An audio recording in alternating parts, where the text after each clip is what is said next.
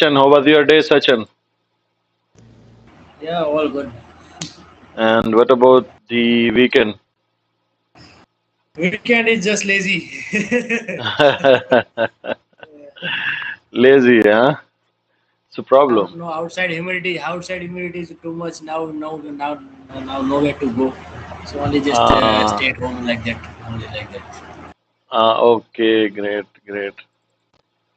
Oh, great. So, did you revise your last lecture, both of you? Yes, yes, revised. Uh, how you feel now? Why you did not answer the question right then? Me? I Who already answered. answer? One of you, one of you, I think, answer. Who answer? Sachin answered that benefit analysis answer. What was the question? Who will revise it? Who will repeat it? Let me check. Yes, revise it. Someone, one of you. Okay, revise. Okay.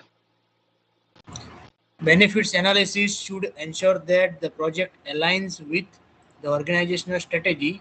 Okay. Organizational strategy is the result of Hmm. option A, reviewing the organization portfolio and determining strategy based on the anticipated outcomes of these portfolios. Okay. Option B is the strategic planning cycle where the organization's vision and missions are translated into a strategic plan. Hmm. Option C is a yearly review of the ongoing operations that produce value and the programs and Okay. projects that increase value production capability. Oh, Option okay. D is a customer-focused program that determine the organization's strategic plan. Okay. So, and you answered that. So You I answered choose that. B. B. B. Yes, yes, I choose B. Okay. Sachin choose B. And J. A or I D. choose Why you are confused, yeah, J? yeah. Why? Why you are confused between both of them? No, because on that day, just after your presentation, I answered it, and on the next day, after again reviewing this whole presentation, I also came up to answer B Answer based B. on You are agree with yeah, Sachin, huh? yes. Oh, great, great. So Benefit both of you correct now. based on that benefit management Plan. process, it Yes, should yes. be B. Benefit management plan, it should be B. Yeah, good After and great approach. yeah, And great approach, really. Possibly, these organization portfolios are also one of the answer, but it's not for the I think benefits analysis. Yes, I yes, think it's yes. for the Actually, portfolios benefits like that. B is the best approach to answer that question. Okay. And the one thing more, which one? D. B for bat Yeah, or based on this yes, second strategic alignment example how J's well project benefits to the organization business vision and strategies of mission translated into strategic plan. yes. This is the answer, right answer. It's okay, very good approach, and I appreciate both of you. So, one thing is very important, what I'm going to tell you now. Whenever, whenever you will go to attempt the exam, real exam, you have to see by the question by your eyes, not reading, not by lip sync. This is very important thing because you have time only 1.2 sorry 1.12 seconds, 1.12 minutes, almost 72 seconds or 70 seconds for each answer, for each question. So you have to see by your eyes and you have to practice it, practice it, that you can understand by your eyes, not lip sync, not reading. Because if you are reading, then that's mean you are wasting your time. And by lip syncing, you will waste your time. So you have to consider the time exactly. Because you are going to study PMP, that's mean you have to care about the time, cost, everything you have to care about it. So before you go for the real exam, you have to practice by your eyes and understand the question by eyes, not lip sync. So this was Okay, the, yes, one Sachin. more thing. One more thing. This is best approach you said. Like, okay, the best approach means the another options are also be correct. Yes, correct is always correct, but you will not have a time to answer the remaining question then. If you are lip sync and reading, and other people, they will, and the other thing is the center will not allow you to read the question loudly. No, it's not allowable. And the other thing is other people will also disturb because you have a one cabin and you are going to take the exam that one. Another person who is sitting near to you, he will disturb and he will complain about you. So you have to practice that you cannot speak aloud. If you are going to do your exam and then you at your home or office, then it's okay, you are alone. In that case, if you are going to do an on the center, then you have to take care about it. Even though if you are home or office or center, if you are practicing that by your eyes, then it's good for you because you will save the time and you will complete your exam on same time. Otherwise, time is very crucial in PMP exam. Okay, I have one question. Mhm. Uh, Yes, Jay. when we'll give this exam, will be constantly, I mean, under surveillance? Yes, yes, everywhere. It will be recorded. It will be Under recorded, okay, and someone will watch you all the time. One person okay, will assign to you, specially one guy, one person assigned. okay, And sometimes they have multiple the same times. If they have, then they are monitoring from the central system. They will monitor it. So okay, uh, that's the important thing. They will watch you live. They will watch you, and that live session also recorded. Later on, they can also check if something happen or something. Then they can give you the answer. But exam result will be on your screen right after you are closing. immediately after clear Immediately, completion. immediately Okay, result will appear out on your screen that you are passed or fail. okay, Evaluation later on by their, if you have any mistake. But at the same time, if you are going to cheat or something, somebody going to cheat, then they will catch you immediately during your exam, and they will cancel your exam. That's the important Okay. thing. Yes, Sachin. One more thing. Can you explain about this organization strategic plan cycle? Hmm. I just got one idea on that, but it's correct or not, I don't know. That's why I'm just telling you the strategic planning cycle. What I understand is that like we just plan one just production cycles are like that. We just check, okay, this is requirement, this is the customer requirement, this is the additional requirement, this is new system implementation, like that. And these all also reviewing once, and then after come to the first initiation of the new projects or anything are there. That what I meant for the strategic planning of the organizations. Is it correct or is different? Repeat it and refine it. Your answer, your question should be Yes, refined. yes. Refine it again. Okay, the Organizational strategic, strategic planning. yes, the strategic planning cycle. The Hmm. one the B option that there are strategic planning cycle one words. Okay, what is strategic planning cycle? I just want to know. Hmm. One. What I understand on the strategic planning cycle is that like ongoing operations are there. We are just see, okay, this is the new implementation are coming now. The new production new system is there, which can be implemented or which can be increase our production cycles, Yes, yes, yes. production reduce That's production mean cost, that's like that. it. That's mean We are that's mean reviewing that. yes, yes. Yeah, you have to review it, and then you have Okay, to by your and sponsor. Yes, that is the initiation of the new project or new things we do into the come into knowledge or like that. yes, yes, yes, Then yes, we just check, okay, what this is the requirement, this is we need to utilize or whatever the additional yes, things we require, this all coming in the cycles, right? yes, yes, yes. So that what Actually, I it's meant, and that's why I give this answer. yes, yes, good. Because this one is the similar thing that because the business case and benefit management plan, sponsor is responsible actually. The sponsor is when you are checking and you saw this one some changes are you have cycle during your cycle agile management or waterfall management. then you will see if there is some changes and you want to change them in your basic plan, even benefit management plan or this business case. You cannot do it alone. You have to take permission. If sponsor is giving you permission, then you can change it. Otherwise, sponsor is responsible to take action about these plans actually. So that's why they give you the short answer that it will translate it to strategic plan. Actually, so translated means they will update it. Yes, understand. That Okay. I also will meant. Yeah, similar case what you are explaining. That's the same thing. Same thing is right. Your approach is right. No problem. Anyway, any question related to last lecture? No, it's clear from my side. Okay, great. Just you have to take care. The every session you have to repeat it by slides, by video. If you want to skip many things, what you hear from the video, you can skip it.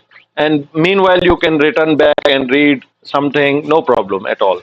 So, but take care that you have to complete the daily lecture daily basis, because you will have 1 day rest. So complete it as soon as possible. Okay. Okay. Next, आज हमने देखना है वो है environments की considerations कि project के ऊपर जब हम प्रोजेक्ट को हमने इंट्रोडक्शन में देखा था कि कुछ चीजें हमने एग्जांपल्स ली थी कि पोर्टफोलियो क्या होता है, प्रोग्राम क्या होता है, और हमने कितने साइकिल्स होते हैं, फेजेस क्या होते हैं, ये सारी चीजें हमने देखी. यहां तक हमने टेलरिंग को कंसीडर किया था. ऐसे ही ये टेलर्स की कंसीडरेशन थी ना लास्ट हमारा टॉपिक. ओके. तो Yes. नेक्स्ट हमारे पास अब हम देखते हैं कि प्रोजेक्ट्स के ऊपर कुछ ना इन्वायरमेंटल कंसिडरेशन यानी इन्वायरमेंट का इन्फ्लुएंस होता है.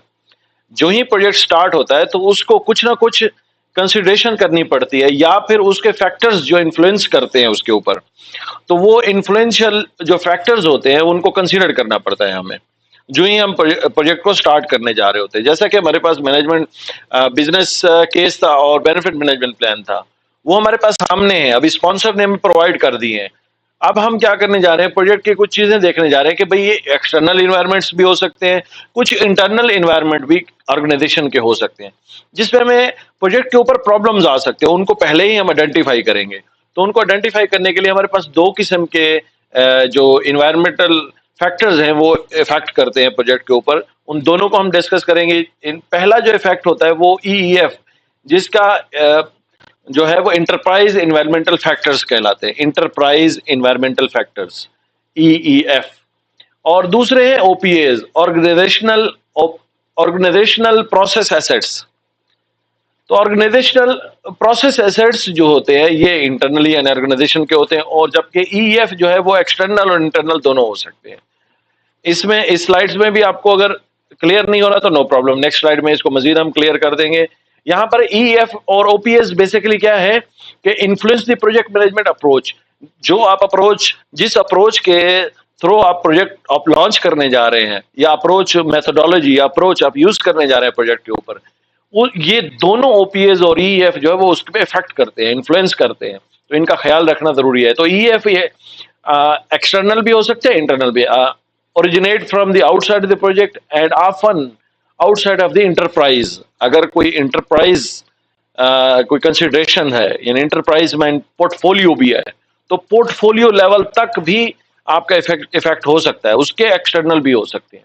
OPS जो है वो created for projects and by the experience. ये हम क्या करते हैं, ऑर्गेनाइजेशन के इंटरनल जो नॉलेज होता है, जो प्रीवियस प्रोजेक्ट्स का एक्सपीरियंस होता है उसके अंदर होता है, ये सारी चीजें OPS में हम शिफ्ट कर देते हैं. लेट्स से ए प्रोजेक्ट आपने कंप्लीट किया है तो उसका लेसन लर्न लेते हैं, उसके ऊपर जो नॉलेज आपने यूज किया है वो आप उसको लेसन लर्न में काउंट करते हैं और उसको राइट करते हैं आप, ताकि फ्यूचर के लिए आप नेक्स्ट प्रोजेक्ट के लिए उसको यूज कर सकें और इफेक्टिव यूज हो जाए. नेक्स्ट जो एक्टिविटी सेम एक्टिविटी करेंगे तो आपके प्रीवियस एक्सपीरियंस होगा तो वो OPS में मेंशन होगा, नॉलेज मैनेजमेंट में मेंशन होगा, OPS में मेंशन होगा. तो आप जो ऑर्गेनाइजेशन उसको यूज कर सकती है उस नॉलेज को. ऑर्गेनाइजेशन क्या है, organisation system play significant role in the life cycle of the project. Definite organisation system एक जो होता है वो सिग्निफिकेंट रोल प्ले करता है इस चीज को अगर हम दूसरी स्लाइड्स में देखें तो इन्फ्लुएंस दो किस्म का हो सकता है, ईएफ और ओपीएस मैंने जैसे बताया, इंटरप्राइज इन्वायरमेंटल फैक्टर्स हैं और ऑर्गेनाइजेशनल प्रोसेस एसेट्स हैं। ये ईएफ दो किस्म के हो सकते हैं, एक्सटर्नल भी हो सकते हैं और इंटरनल भी होते हैं। इन दोनों को हम देखेंगे, एक्सटर्नल कौन कौन से हो सकते हैं एग्जाम्पल के साथ देखेंगे। Plus OPS processes policies and procedures हो सकते हैं, जो कंपनी की इटसेल्फ प्रोसेसेस होते हैं या पॉलिसीज होती हैं या प्रोसीजर्स हैं, वो भी प्रोजेक्ट पे इफेक्ट करती हैं। एम्प्लॉय को राइट्स पॉलिसीज की वजह से प्रॉब्लम आ रहा है, प्रोसीजर्स की वजह से प्रॉब्लम आ रहा है, तो डेफिनेट प्रोजेक्ट की एक्टिविटी सफर करेगी, प्रॉब्लम करेगी प्रोजेक्ट की एक्टिविटी, तो उसको भी कंसीडर करना होगा, पॉलिसीज को बेटर करना होगा, प्रोसीजर्स को बेटर करना होगा कंपनी के। और इसके बाद कॉर्पोरेट नॉलेज बेस, कॉर्पोरेट जो नॉलेज बेस है वो भी डिपेंड करता है ये ओपीएस पर। अगर वो भी बेटर है तो आप इफेक्टिव जो है वो टीम मैनेजमेंट कर सकते हैं। इन दोनों को अगर हम सेपरेटली देखें तो ईएफ इंटरनली अगर हम देखें तो हमारे पास ऑर्गेनाइजेशनल जो culture, structure, employ capability, resource availability, information technology, software, geographic distribution of facilities and resources है, इंफ्रास्ट्रक्चर है। ये सारी चीजें इफेक्ट करती हैं प्रोजेक्ट के ऊपर इंटरनली। ऑर्गेनाइजेशन का कल्चर अगर बेटर नहीं है तो डेफिनेट प्रोजेक्ट के ऊपर इफेक्ट करेगा। अगर इन्वायरमेंटल कल्चर बेटर नहीं है, जो इंटरनल कल्चर होगा वो बेटर नहीं है, स्ट्रक्चर अच्छा नहीं है, जो टीम स्ट्रक्चर होता है या ऑर्गेनाइजेशनल स्ट्रक्चर होता है इटसेल्फ, कि आपकी रिपोर्टिंग किसी और को जा रही है, रिपोर्टिंग कोई और करना चाहिए था, जिसको एम्प्लॉय कैपेबिलिटी, एम्प्लॉय की अगर कैपेबिलिटी बेटर नहीं है या बेस्ट नहीं है, अच्छी नहीं है, तो क्या होगा, तब भी आपको इश्यूज आएंगे, प्रोजेक्ट की एक्टिविटीज सफर करेंगे, प्रोजेक्ट डिले होगा। और रिसोर्स अवेलेबिलिटी भी हो सकती है, रिसोर्स दोनों किस्म का, यानी फिजिकल रिसोर्स भी हो सकता है, वो ह्यूमन रिसोर्स भी हो सकता है, वो भी इफेक्ट कर सकता है। अगर अवेलेबिलिटी नहीं है उसकी तो प्रॉब्लम होगा। इंफॉर्मेशन टेक्नोलॉजी सॉफ्टवेयर अगर बेटर नहीं है और अच्छा सॉफ्टवेयर नहीं यूज कर रहे प्रोजेक्ट मैनेजमेंट हैंडलिंग के लिए या प्रोजेक्ट मैनेजमेंट कंट्रोल के लिए, प्लानिंग के लिए, स्केजुलिंग के लिए, तब भी आपको प्रॉब्लम आएगा। Geographic distribution of facilities and resources है, यानी उसमें भी प्रॉब्लम आ सकता है कि अगर कोई जियोग्राफिकल डिस्ट्रीब्यूशन है फैसिलिटीज और रिसोर्सेज की, और इंफ्रास्ट्रक्चर इंटरनली हो सकता है। अगर हम ईएफ को एक्सटर्नल देखेंगे तो उनमें कुछ चीजें हम मेंशन करते हैं, जैसे मार्केट प्लेस कंडीशंस है। इस वक्त जो मार्केट प्लेस कंडीशन है वो बेटर नहीं है कोविड के बाद, तो डेफिनेट प्रोजेक्ट के ऊपर प्रॉब्लम आएंगे। तो ये इंटरप्राइज एनवायरमेंटल फैक्टर्स होंगे जो कि मार्केट प्लेस की वजह से प्रॉब्लम आ सकते हैं, और ये एक्सटर्नल है ऑर्गेनाइजेशन के, ऑर्गेनाइजेशन उनको कंट्रोल नहीं कर सकती। यहाँ इंटरनल को मैं बताता चलूं, ये कंट्रोल में होंगे, कुछ चीजें कंट्रोल में होंगी, जैसे ऑर्गेनाइजेशनल कल्चर हम बेटर कर सकते हैं, कल्चर स्ट्रक्चर बेटर कर सकते हैं, ऑर्गेनाइजेशन की एम्प्लॉय की कैपेबिलिटी बेटर कर सकते हैं, इसी तरह से रिसोर्स की अवेलेबिलिटी दे सकते हैं हम। जबकि ये जो एक्सटर्नल होंगे ये ऑर्गेनाइजेशन के कंट्रोल में नहीं होते। एग्जाम पॉइंट ऑफ व्यू से भी बड़ा इंपॉर्टेंट क्वेश्चन होगा ये, या कॉन्सेप्ट भी होगा, कि जो ऑर्गेनाइजेशन के कंट्रोल में नहीं है वो कौन से ईएफ होंगे, या एक्सटर्नल जो होंगे जो कंट्रोल में हैं, इंटरनल जो होंगे वो कौन कौन से हैं, उसकी कोई एग्जांपल होगी तो वो क्या यही है कि नहीं है, तो उस सूरत में भी आपको कंडीशन पता होनी चाहिए। फिजिकल इन्वायरमेंट एलिमेंट्स हैं, फाइनेंशियल कंसिडरेशंस हैं, डेफिनेट जो स्पॉन्सर है आउटसाइडर है, एक्सटर्नल है ऑर्गेनाइजेशन के, तो उस सूरत में भी प्रॉब्लम आएगा। कमर्शियल डेटाबेस है, इससे social and culture influences and issues हैं, लीगल रिस्ट्रिक्शंस हैं, तो ये सारी चीजें एक्सटर्नल होंगी जो इफेक्ट करेंगी प्रोजेक्ट की इनिशिएशन पर। इसके अलावा अगर हम बात करें ऑर्गेनाइजेशनल प्रोसेस एसेट्स की, तो डेफिनेटली ये पॉलिसीज, प्रोसीजर्स और प्रोसेसेस होते हैं जो कि इंटरनल ऑर्गेनाइजेशन के होते हैं और वो बेटर होने चाहिए, उसकी वजह से भी प्रॉब्लम आ सकता है प्रोजेक्ट के ऊपर। ऑर्गेनाइजेशन नॉलेज बेस, यानी उसको नॉलेज को बेटर करना चाहिए और नॉलेज को सिक्योर करना चाहिए, जो कि नेक्स्ट फ्यूचर के प्रोजेक्ट्स में आपको काम आता है। इसके बाद जो इंपॉर्टेंट चीज है वो है ऑर्गेनाइजेशन का स्ट्रक्चर, कि ऑर्गेनाइजेशन का स्ट्रक्चर कैसा होना चाहिए और किस किस्म का स्ट्रक्चर होता है। नॉर्मली ऑर्गेनाइजेशन के कितने टाइप्स के स्ट्रक्चर हो सकते हैं, जो कि डिफरेंट ऑर्गेनाइजेशन डिफरेंट अडॉप्ट करती है स्ट्रक्चर। कोई ऑर्गेनाइजेशन कौन सा स्ट्रक्चर अडॉप्ट करती है, कोई किस, डिपेंड करता है कि प्रोजेक्ट कम्प्लेक्स है, प्रोजेक्ट किस टाइप का है। अगर प्रोजेक्ट ऐसी टाइप का है कि हमें कोई ए स्ट्रक्चर यूज करना है, कोई ऐसी टाइप का है कि बी स्ट्रक्चर, तो हम डिपेंड करते हैं कि किस तरह का प्रोजेक्ट है, उसके हवाले से हम स्ट्रक्चर देते हैं। ऑर्गेनाइजेशन वो स्ट्रक्चर बनाती है अपने ऑर्गेनाइजेशन का। तो इसमें ऑलमोस्ट 10 टाइप्स के स्ट्रक्चर हैं ऑर्गेनाइजेशन के, जिसमें फर्स्ट जो है ऑर्गेनिक और सिंपल हो गया, उसके बाद फंक्शनल है ऑर्गेनाइजेशन, उसके बाद मल्टी डिविजनल ऑर्गेनाइजेशन है, उसके बाद weak matrix, balance matrix, strong matrix, और प्रोजेक्ट ओरिएंटेड है, वर्चुअल मैट्रिक्स हो सकता है, वर्चुअल ऑर्गेनाइजेशन हो सकती है, हाइब्रिड ऑर्गेनाइजेशन हो सकती है, पीएमओ स्ट्रक्चर भी हो सकता है। तो ये 10 टाइप्स की जो स्ट्रक्चर है ऑर्गेनाइजेशनल का, इनको हम फर्दर जो नहीं वन बाय वन देखते हैं कि इनमें डिटेल क्या है, और हम देखेंगे कि फर्क क्या है इनमें। तो सबसे पहले हम डिस्कस करते हैं, अब चूंकि हम पीएमपी पढ़ रहे हैं और हम प्रोजेक्ट मैनेजर को रेफरेंस बेस बनाएंगे स्ट्रक्चर पर, हम पीएमपी में प्रोजेक्ट मैनेजर को रेफरेंस बेस बनाएंगे, यानी यहां जितने भी ऑर्गेनाइजेशन के स्ट्रक्चर होंगे, रेफरेंस हमारा पीएम होगा, प्रोजेक्ट मैनेजर होगा।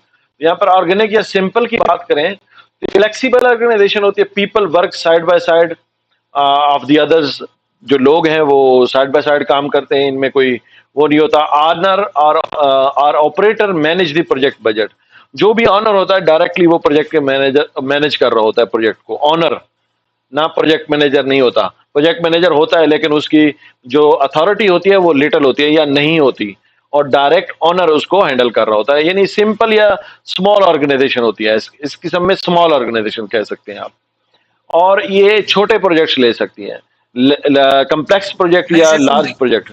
जी जय। So we take it as example of small scale industry, yes, small scale industry you can ask. right? Resource availability little और मोर, इसमें रिसोर्स जो अवेलेबिलिटी है वो नहीं भी होती और बाज़ वक्त कम होती है।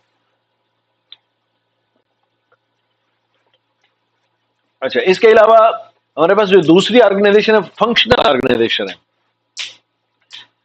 हमने चूंकि डिस्कस किया है कि we will talk about the reference of the PM, so will consider only PM responsibility.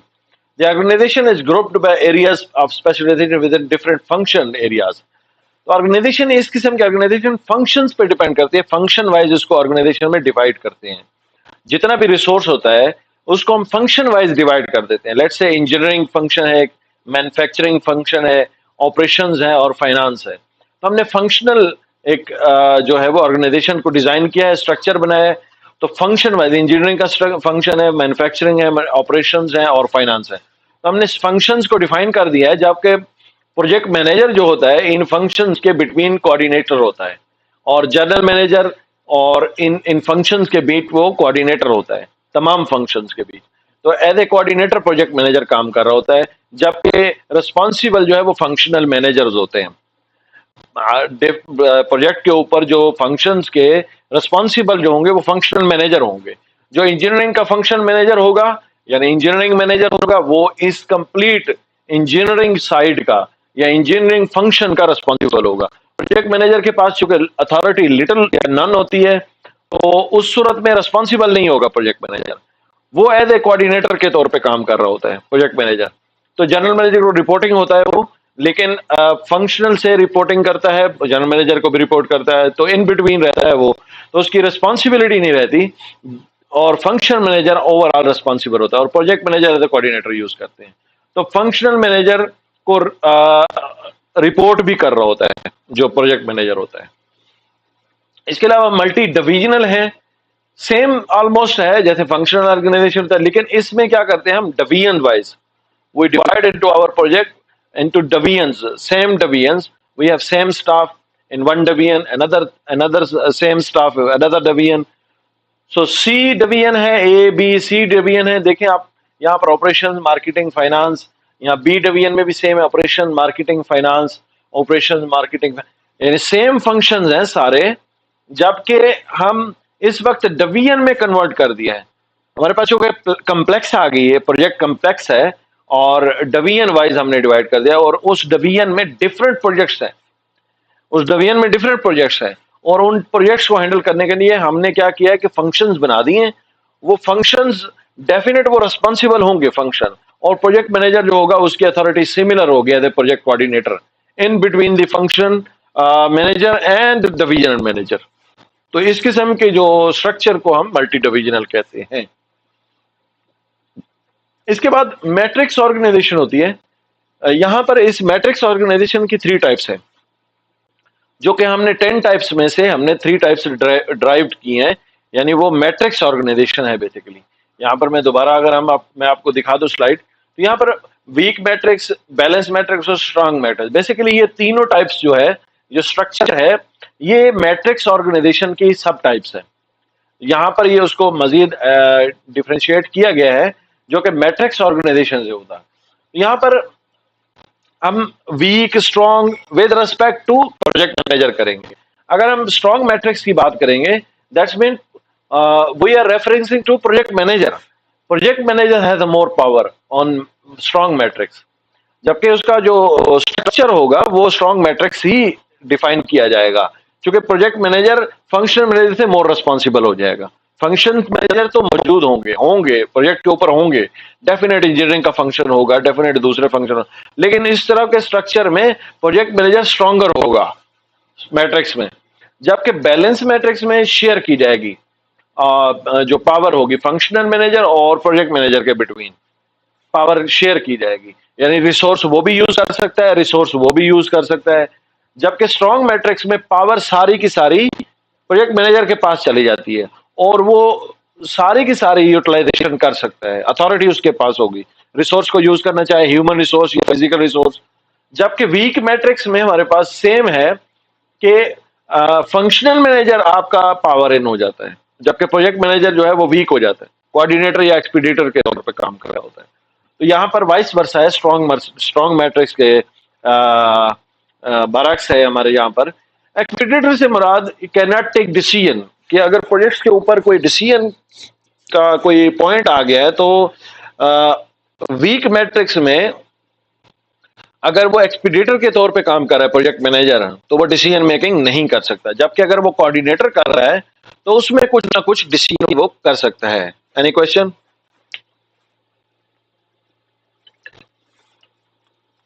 Balance matrix, then who is the power? Like there, what kind of balance power is? Power is shared between project manager and functional manager. यहां पर हम share करते हैं, यहाँ share करते हैं। Sure. Let's say Share, okay, but what kind like that? what kind? I'll tell you.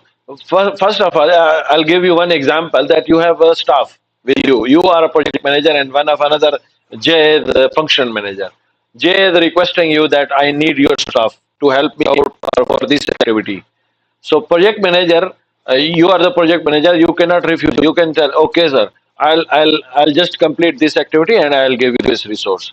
And you have a physical resource, then you cannot also, and you need then from the function manager as well. Same, he will not refuse and he will give you the same time, because you have a same power to utilize the resource, budget, both things.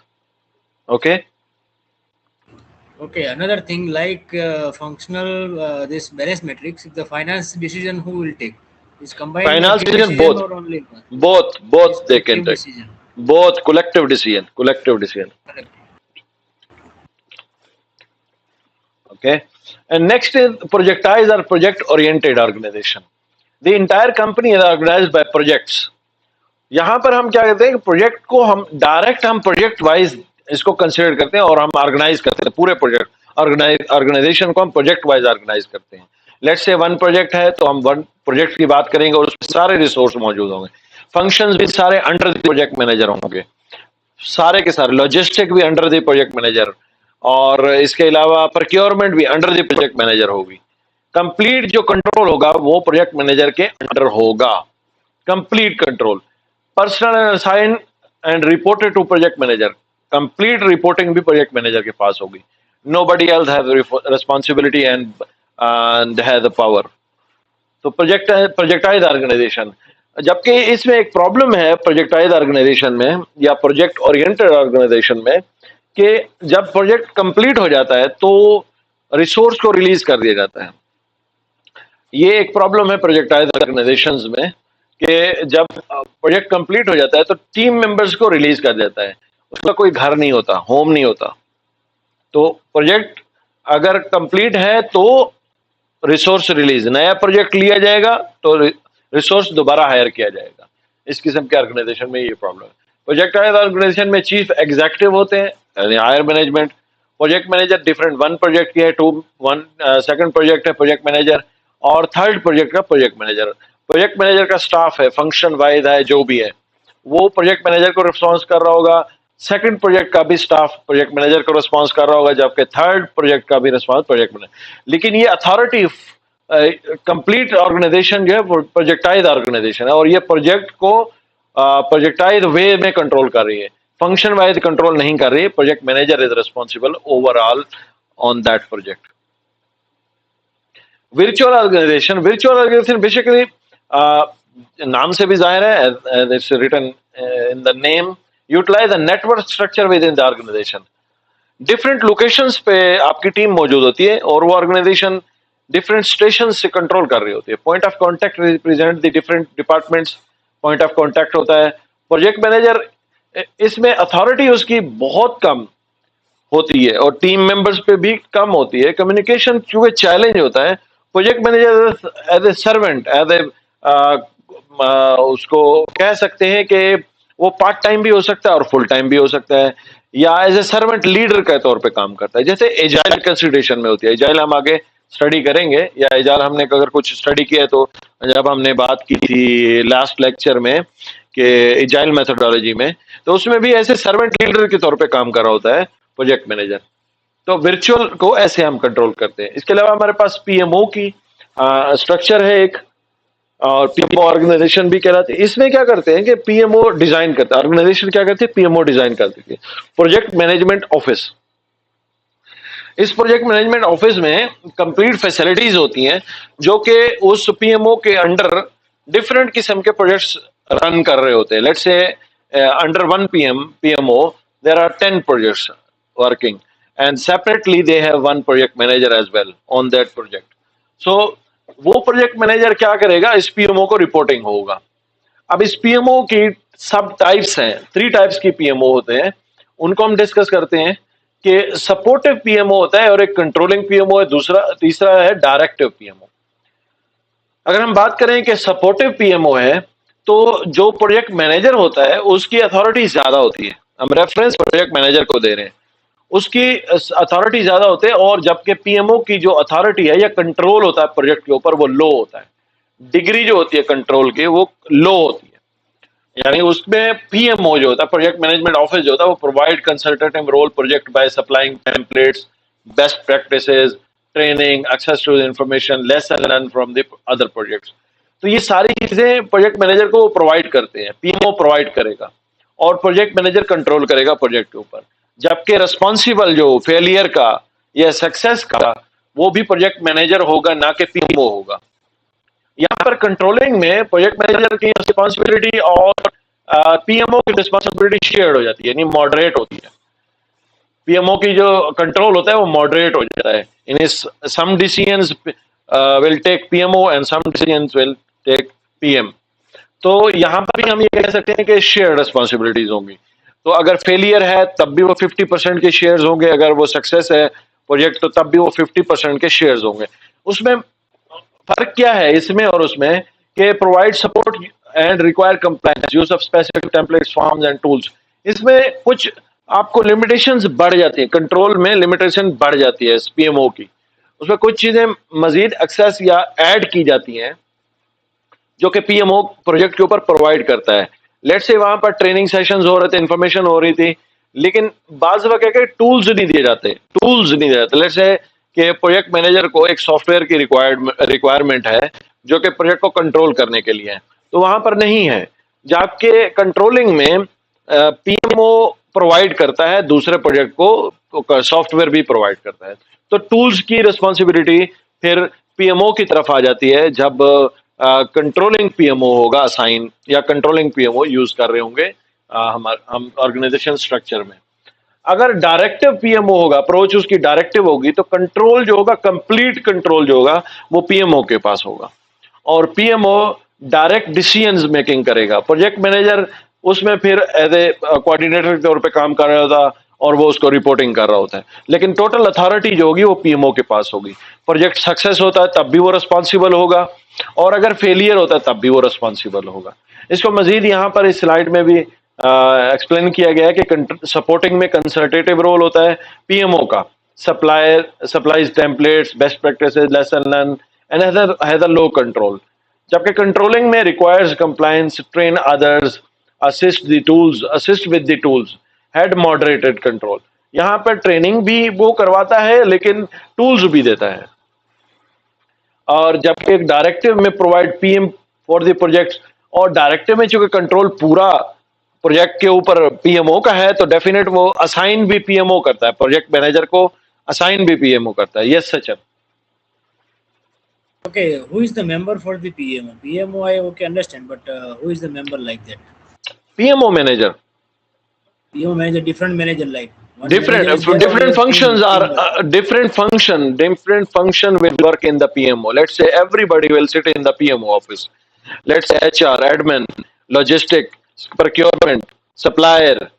If somebody has supplier, he will sit in the PMO. Everybody will sit in the project management office. That means project management team will sit there. Project management team will sit there, and they will control everything for the project to support them, to support the project. The activity they will perform, team will perform, project team will perform the activities, but the controlling and supporting, PMO will support. The team will sitting there. PMO is a different means manager like that, only one person. No, not Not one complete person. team. PMO has a complete team. One will be manager, PMO manager, and he has a team, complete team.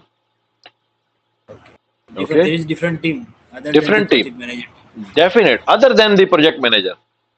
Other than the project manager.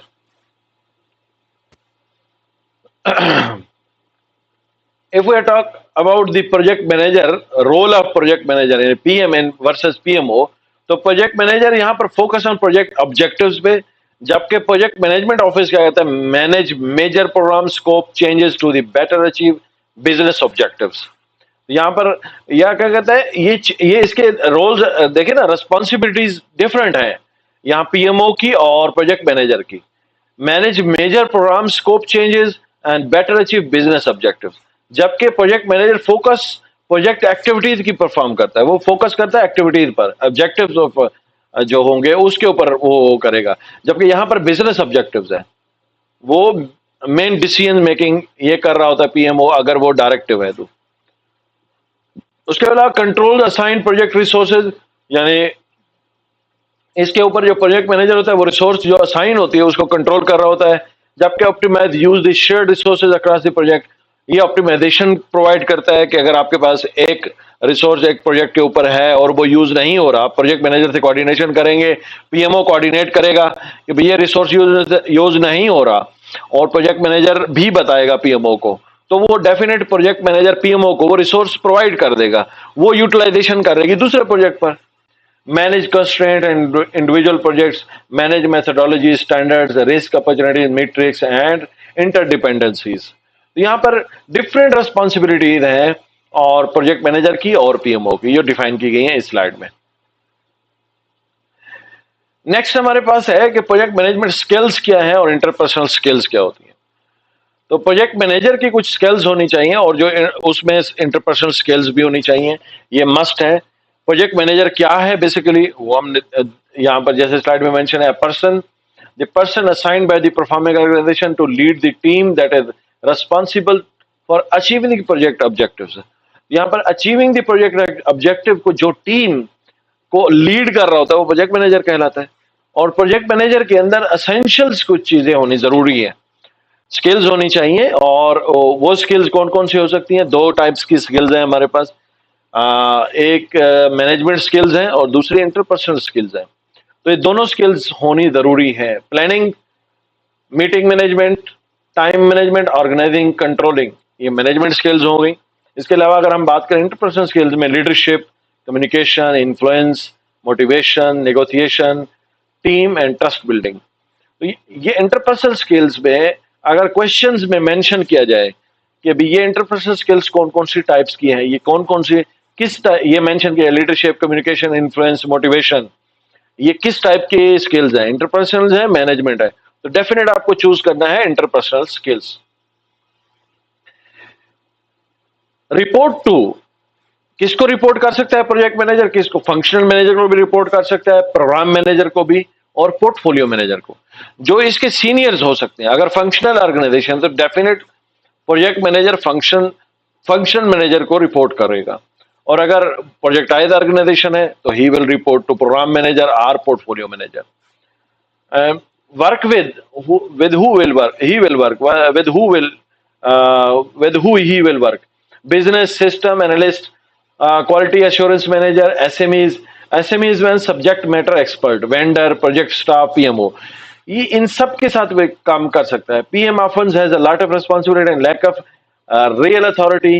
He often negotiates with the management function manager for resources. Definite वो जो कि उसका काम बहुत ज़्यादा complex, specially communication उसकी complex होती है, तो उसकी वजह से उसके ऊपर काफ़ी चीज़ें जो है वो स्किप हो जाती हैं, और वो रिलाय कर रहा होता है टीम पर या फंक्शन मैनेजर पर या फिर सीनियर मैनेजर्स पर. हमने प्रोजेक्ट मैनेजर को जैसे देखा तो उसकी कुछ करेक्टरिस्टिक्स होनी चाहिए. प्रोजेक्ट मैनेजर की करेक्टरिस्टिक्स मस्ट होनी चाहिए. वो करेक्टरिस्टिक्स क्या होनी चाहिए? Knowledge, project management knowledge, not technical knowledge, no need technical knowledge, but he should have a project management knowledge which you are going to take in this course. Performance: what PM is able to do or accomplish while applying his project management knowledge.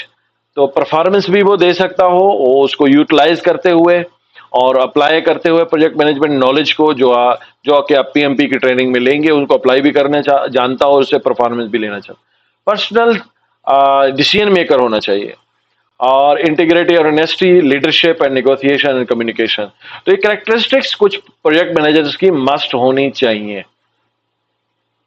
Interpersonal skills में हमने जैसे पहले बात की कि leadership है, team building है, motivation है, decision maker, communication, influencing, political and cultural awareness, negotiation उसके पास स्किल होनी चाहिए, trust building, conflict management and coaching.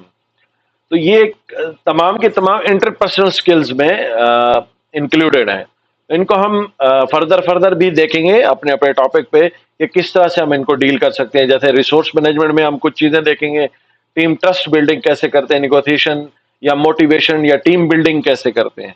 Resource management में लीडरशिप हम देखेंगे, रिसोर्स मैनेजमेंट में कम्युनिकेशन मैनेजमेंट में डिटेल देखेंगे, और जबकि कन्फ्लिक्ट मैनेजमेंट हम पहले स्टडी कर लेंगे, मे बी के टुडे के लेक्चर में हम देख लेंगे. इसके बाद हम देखते हैं कि प्रोजेक्ट मैनेजमेंट के PMI जो ऑर्गेनाइजेशनल बॉडी है, इसमें टैलेंट जो ट्रायंगल है वो शो किया गया है. इसमें प्रोजेक्ट मैनेजर की जो कॉम्पिटेंसीज में चीजें हैं वो टेक्निकल मैनेजमेंट यानी technical project management, strategic and business management and leadership. He should have these three जो है ट्रिपल कंस्ट्रेंट यानी ट्रिपल टैलेंट ट्रायंगल जो है वो मस्ट कंप्लीट होना चाहिए the project manager. PM competencies इसको कहते हैं. इसके अलावा अगर हम बात करें टेक्निकल PM स्किल्स की, तो सेम जैसे हमने मेंशन किया है कि critical technical project management elements ही शुड हैव मस्ट यानी focus on the skills to effectively apply project management knowledge and deliver the desired outcome for the program and project. Secondly, focus करें critical को, critical success factors of the project: schedule, selected function reports and issue log. Make time to plan thoroughly and prioritize the diligently. Manage project elements including but not limited to schedule, cost and resource and risk. Definitely हम इसको limited नहीं कर सकते क्योंकि हमारे पास काफ़ी और चीज़ें मेंशन करने वाली हैं, जिसके अंदर स्कोप भी है, जिसके अंदर रिसोर्स भी है, स्टेक होल्डर्स भी हैं. तो कुछ यहाँ पर एलिमेंट्स को मेंशन किया गया है. Strategic and business management skills, strategy, team, value, यहाँ पर थोड़ा बहुत इस स्लाइड में आपको मेंशन किया गया. Explain essential business aspect of the project, यानी प्रोजेक्ट मैनेजमेंट स्किल्स में मेंशन होती हैं ये. Work with the project sponsor, team and SMEs, subject matter expert. Project manager work करना चाहिए उसको, और ताकि बेटर आउटपुट आ सके प्रोजेक्ट की. Value, implement strategy to maximize business value. Definite आपको इंप्लीमेंट स्ट्रेटेजी करनी पड़ेगी जो आपको स्पॉन्सर से मिली होती है, उससे आप बिजनेस वैल्यू को मैक्सिमाइज कर सकते हैं. लीडरशिप क्या है? बेसिकली लीडरशिप किस चीज को हम कहते हैं? Leadership skills involve the ability to guide, motivate and direct the team. Basically हम खुद उसमें इन्वॉल्व होते हैं और डायरेक्ट करते हैं, टीम को मोटिवेट करते हैं, गाइड करते हैं डायरेक्ट. मैनेजमेंट डिफरेंट है और लीडरशिप डिफरेंट है. There is different, lot of different between leadership and management. Leadership something different, and management that's mean you are directing, imposing something, and that's called management. But here, leadership that's mean something you are doing by yourself first, and then you will lead the team. Dealing with the people, qualities and skills of the leader: being a visionary, being optimistic, positive, being collaborative, managing relationship and conflict, communicating. These are all qualities of a leader. Politics and power and gathering things done. Project manager is more than just working a member, numbers, templates, charts, graph and computing system. Definite वो project management ये नहीं है कि सिर्फ आप जो है वो नंबर्स या टेम्पलेट्स यूज कर रहे हैं. मोर देन दिस वन है. उसमें बहुत कंप्लीट कम्प्लेक्स चीजें हैं जो कि common dominators in all projects is people. People can be counted, but they are not a number. People can be counted. ये लीडरशिप की क्वालिटी होनी चाहिए कि वो इस तरह की चीजें जो है वो प्रोजेक्ट के ऊपर शो कराए. प्रोजेक्ट मैनेजर और प्रोजेक्ट कंस्ट्रेंट्स क्या चीजें हैं? प्रोजेक्ट कंस्ट्रेंट आपके नॉलेज में भी बात आ सकती है, जो प्रीवियस आपका एक्सपीरियंस है कि ट्रिपल कंस्ट्रेंट जो ओल्ड स्कूल फैशन था कि ट्रिपल कंस्ट्रेंट में हमारे पास टाइम, कास्ट और स्कोप को कंस्ट्रेंट कंसिडर किया जाएगा. Constraints means resistance, opposition, project के ऊपर कोई रुकावट. Triple constraints mean we were considering old fashion time, cost and scope, but now it's in complex system. We will consider more than this, like schedule, resource, scope, risk, budget and quality. These are all constraint. They can make problem for our project. If quality is poor, definitely customer client will not accept it. If schedule is you are not going to complete your project on schedule, that means schedule has a problem and you have deadline and you have to complete your work on that deadline. So that means this is also constraint for you. Resource limitation also, because you have limited resource and you cannot complete within that time and within the budget. You need more resources, or as per contracted, as per agreed resource you have to provide it. Scope, otherwise you have a problem. That means this is a constraint as well. Scope, if the client is increasing a daily basis, weekly basis, after 15 days they are increasing the scope, that's also a problem for you. You will not complete your project on scope, on the given schedule and within the budget. No, you will not complete it. So because the client or customer is increasing your scope. Risk, if more risk or negative risk are coming on the project, then you have same problems with you. Budget, definitely if you have a limited budget for your project, you cannot complete the project on time and you need more risk, more budget for that one. So these all are constraints, and remember them. ये जैसे slide में show किया गया है आपको कि हर constraint, यानी time is constraint, he is pulling you, and cost is pulling you, and scope is pulling you, resource pulling you. As a project manager, they are pulling everything, they are pulling you. So that's mean you have to take care of all of them. In all of the constraints, you have to take care and consider them while you are planning, while you are executing, while you are monitoring and controlling. Everything, everywhere, during whole course of the project, project life cycle, you have to consider them, all of them. Stakeholder. Who is stakeholder? Who will tell me? Can anybody tell me without this? As per last lecture. Stakeholder is everyone who affected by the project, like that. Oh, great, good.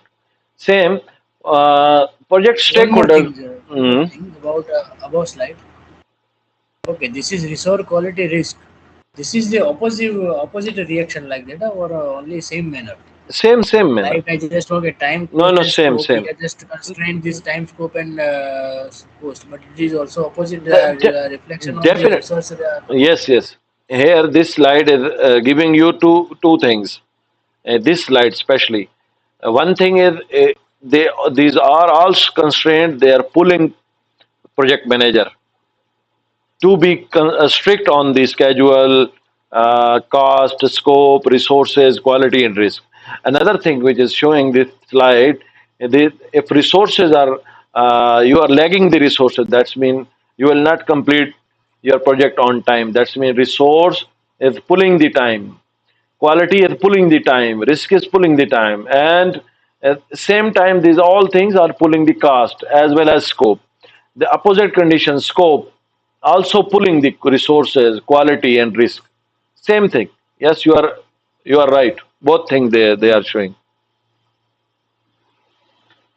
And the another thing, project stakeholder internally भी हो सकते हैं और external भी हो सकते हैं. Sponsors is the internal stakeholder, resource manager, project management office, portfolio manager, program manager, project manager and of the other project and team member. They are all an internal stakeholder, in category of internal stakeholder. While if we talk about the external stakeholder, customer, end user, supplier, regulatory bodies, and competitors, they are all external stakeholders. Any question here? Okay, so next we'll understand the process groups.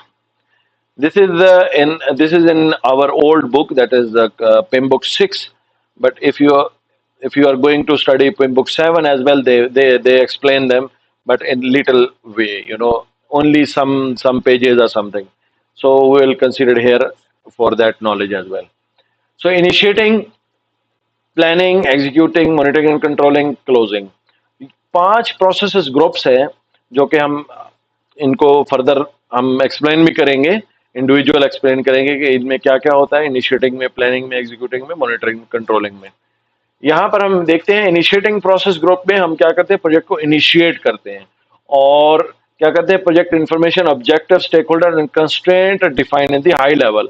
यहाँ पर project manager को हम authorise करते हैं या जो कोई project नया होता है उसको स्टार्ट करने के लिए इनिशिएट करते हैं प्रोजेक्ट को, ये फेज हम यूज करते हैं. या कोई उस प्रोजेक्ट के ऊपर फेज नया स्टार्ट हो रहा है जो कि ओवरलैपिंग है या सीक्वेंशियल है, कोई भी फेज है तो वो स्टार्ट हो रहा है, तो उस वक्त भी हम कहते हैं इनिशिएटिंग करते हैं प्रोसेस की. तो उस वक्त हम क्या करते हैं, प्रोजेक्ट इन्फॉर्मेशन है, ऑब्जेक्टिव्स हैं, stakeholders and constraint, high level पर हम क्या करते हैं, ये इन्फॉर्मेशन कलेक्ट कर लेते हैं और प्रोजेक्ट मैनेजर जो है वो असाइन हो जाता है, प्रोजेक्ट मैनेजर भी असाइन होता है. नेक्स्ट प्लानिंग प्रोसेस ग्रुप है जिसके अंदर establish the scope of the project.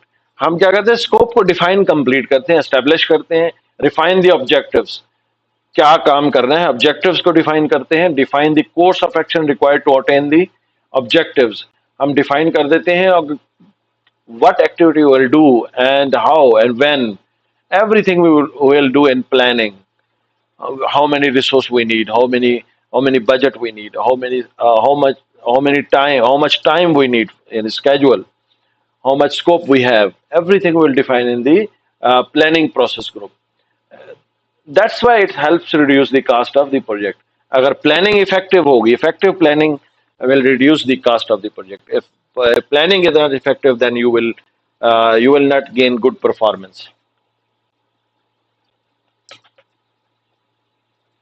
Execution process group definitely जैसे एग्जीक्यूशन से जाहिर हो रहा है, तो ये conducting work in the accordance with PMP यानी प्रोजेक्ट मैनेजमेंट प्लान. जो हमने प्लानिंग में कंप्लीट किया है प्लानिंग प्रोजेक्ट को, इस प्लानिंग को हम कंप्लीट करते हैं, एग्जीक्यूट करते हैं. तो ये प्रोसेस ग्रुप में हम कंप्लीट करते हैं उस वर्क को या कंडक्ट करते हैं, एक्टिविटी परफॉर्म करते हैं एक्चुअल बेसिस पर. इसके बाद मॉनिटरिंग कंट्रोलिंग, हम ट्रैक करते हैं, review, regulate processes, performance, identify areas where the changes to plan the required initiated changes. हम इनिशिएट भी करते हैं चेंजेस, हम ट्रैक भी करते हैं, रिव्यू करते हैं. तो मॉनिटरिंग एंड कंट्रोलिंग जो प्रोसेस ग्रुप है वो स्टार्टिंग से शो करते हैं और एंडिंग तक जाता है. नेक्स्ट लास्ट जो होता है वो क्लोजिंग प्रोसेस होता है. इसमें हम formally complete or close the project, phase or contract. तो हमारे पास यहाँ पर क्लोजिंग स्टेज आती है जो कि प्रोजेक्ट कंप्लीट हो चुका होता है. इसको अगर हम इस स्लाइड में देखें तो यहाँ लिंक अप किया गया है प्रोसेस ग्रुप्स को between each process group. Initiating, planning process, executing process, then monitoring and controlling. Meanwhile, we are controlling the process as well. Last में हमारे पास क्लोजिंग प्रोसेस है. तो प्लानिंग, कंट्रोलिंग और executing, they are linked in between with them, each other linked with each other. तो यहाँ पर mention अगर किया जाए तो कंट्रोलिंग प्रोसेस मेंशन किया गया है, जबकि हमने यहाँ पर मॉनिटरिंग एंड कंट्रोलिंग देखा है. Monitoring and controlling, that's mean monitoring will we will start from the initiating until the closing, while controlling only from the planning and execution. We are controlling the planning and controlling the execution, but we are same times we are monitoring from the initiating to closing. That's mean we are monitoring from initiating, planning, executing, monitoring and controlling, and closing process. So I'll consider the monitoring function, a monitoring process group all over, yeah, the whole life of the project. Initiating process groups को अगर हम slide इसमें देखें तो यहाँ पर हमें web form की सूरत में शो गया था. इनिशिएटिंग डोमेन को यहाँ पर हाईलाइट किया गया है. तो इनिशिएटिंग प्रोसेस ग्रुप में यहाँ ये इसका टाइम फ्रेम होगा, time frame on the whole life of the project. तो यहाँ पर अगर हम स्टार्ट करते हैं इस डेट को, तो यहाँ इतने लेवल तक ये जो डार्क है, ये हमारा डोमेन होगा इनिशिएटिंग का. इनिशिएट कर रहे हैं हम प्रोजेक्ट को, यहाँ पर क्लोज, यहाँ पर हमारी इनिशिएटिंग प्रोसेस ग्रुप कंप्लीट हो जाएगा और नेक्स्ट एक्टिविटीज हम परफॉर्म कर रहे होंगे. Monitoring and controlling, planning, execution, closing last में आएगा. तो इसी तरह से अगर हम दूसरे उसको जाहिर करें डोमेन को, जो एग्जीक्यूटिंग प्रोसेस ग्रुप है या सॉरी प्लानिंग प्रोसेस ग्रुप है, तो यहाँ देखें कि प्लानिंग काफी देर बाद स्टार्ट हो रही है, इनिशिएटिंग के बाद, और ऑलमोस्ट 20% 25% इनिशिएटिंग कंप्लीट हो रहा था, तो तब जाके हमने प्लानिंग स्टार्ट की है और ये through out the project last से पहले तक हमारी कंप्लीट हो जाती है प्लानिंग. यानी ऑल ओवर द वे हम प्लानिंग भी करते रहते हैं और सेम टाइम एग्जीक्यूशन भी कर रहे होते हैं और सेम टाइम हम मॉनिटरिंग और कंट्रोलिंग भी कर रहे होते हैं. तो सम एक्टिविटीज पे हम उस वक्त प्लानिंग कर रहे होते हैं, कुछ एक्टिविटीज को हम जो है वो एग्जीक्यूशन में होते हैं. जैसे कि डिपेंड करता है प्रोजेक्ट के स्टेटस पे या प्रोजेक्ट की कम्प्लेक्सिटी पर, कि आया कि अगर स्मॉल प्रोजेक्ट है तो डेफिनेट हम पूरा प्लान कर देंगे वाटरफॉल की सूरत में, और अगर एजाइल है तो डेफिनेट हम उसको प्लानिंग में रखेंगे, एलेबरेशन यानी प्रोग्रेसिव एलेबरेशन देखेंगे कि नियर टर्म जो एक्टिविटी है उसको हम डिटेल में प्लान कर देंगे. जो नेक्स्ट आफ्टर 3 वीक्स है, 4 वीक्स है, तो हम उसको डिटेल प्लान नहीं करेंगे, उसके हाई लेवल की प्लानिंग करेंगे और लेटर हम उसको डिटेल प्लान कर लेंगे. प्रोसेस ग्रुप्स में हमारे पास सबसे पहले इनिशिएटिंग, यहां पर आप देखें यहाँ मेंशन किया गया है here monitor and control. Monitoring will start from the initiating, monitoring will start from the initiating, and controlling from the planning and execution until closing. So monitor and control initiating से लेकर closing तक होगी. In between हमारे पास plan है और execute है. तो ये फेज यानी on small projects process groups are performed once during the project life cycle. तो अगर स्मॉल प्रोजेक्ट्स है और उसको हमारे पास कॉम्प्लेक्स प्रोजेक्ट नहीं है तो डेफिनेट हम प्रोसेस ग्रुप्स को वन टाइम यूज करेंगे. अगर कम्प्लेक्स है और उसके डिफरेंट फेजेस हैं और हम उनको सब डिवाइड किया हुआ है मल्टी फेजेस, तो डेफिनेट हमारे पास डिजाइन के फेज में हम इनिशिएट करेंगे और सारे के सारे प्रोसेस ग्रुप यूज करेंगे, और डेवलप फेज में दोबारा हम इनिशिएट करेंगे after closing. Meanwhile we are initiating the second phase and then we will close the second phase develop phase, then we will initiate the third phase, that is the test phase. So here different phases are the same time we are initiating and closing. यहाँ पर आपको कुछ knowledge areas का knowledge दिया गया है जो कि मेंशन किया गया है. यहाँ पर जो हमारी पीएमपी की स्टडी होगी नेक्स्ट, वो हमारे इन नॉलेज एरियाज की बेस पर होगी. इनको हम कंप्लीट अंडरस्टैंड करेंगे. जितना भी आपका जो एग्जाम है वो इन्हीं में से आएगा. जो एग्जाम होगा वो कंप्लीट, जो पहले हमने स्टडी किया लास्ट लेक्चर में भी और इस लेक्चर में भी स्टडी करेंगे, वो भी एग्जाम का हिस्सा होगा. अगर कॉल कटेगी तो दोबारा आप मुझे ज्वाइन करेंगे. ओके, तो इंटीग्रेशन मैनेजमेंट हम इस अपनी ट्रेनिंग में